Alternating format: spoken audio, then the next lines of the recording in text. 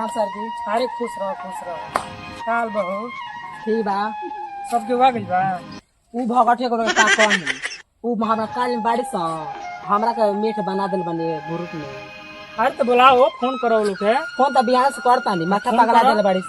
Phone करके बुलाओ लोग चलो बैठल बने हम। अरे का कभी इहन लेट हो गया का करी। बारिश रे सर जी कबे से आके जो बैठल बानी। मार मुक्के ना हथ में ना छोड़ला अपना बापे को भाई।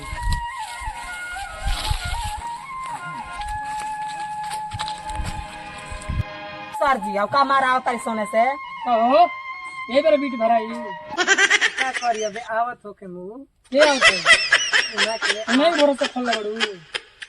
जे कमाई हुए न 10 बजे टाइम रहला तोनी कॉलेज से 11 बजे समय भर तोनी के नहीं जान 10 बजे टाइम बाटे।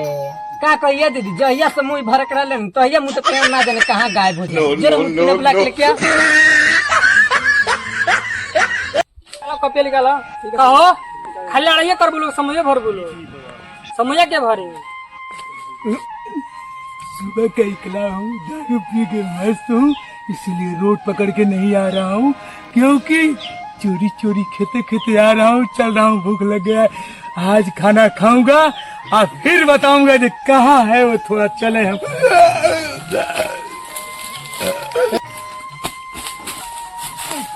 दारू में नशा तो है ही दिख नहीं रहा है जमीन किधर है किधर नहीं है चल रहा हूँ घर खाना खा के चलो कहाँ बाड़ी से खाना कहाँ बाड़े सरी घर में तो क्यों है नहीं क्या कहाँ गई ले वैसे बिलर कमाई ए कहाँ बाड़ू कहाँ गई बस ए बिलरुआ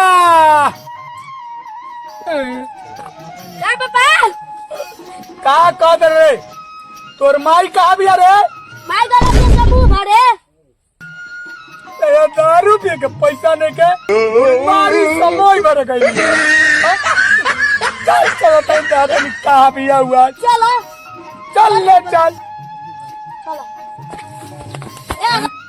चल भाभी कहां चल रुक रुक घंटा लेवे दे आज मारो तुम चल आराम से ये बताओ तू जनी समूह भरा गल तू काहे नहीं को पैसा दे लेके आवत हो तुम के देनी पैसा लगते वही हां लेके आते हो खे हम नहीं लेके आओ नहीं हां चलो तू ऑफिस में तार काम करता नहीं मार दे बाबू कितना बोलता है आई कौन हो ये नहीं ये हुआ आई कौन हो आई कौन हो थोड़ी वाला करम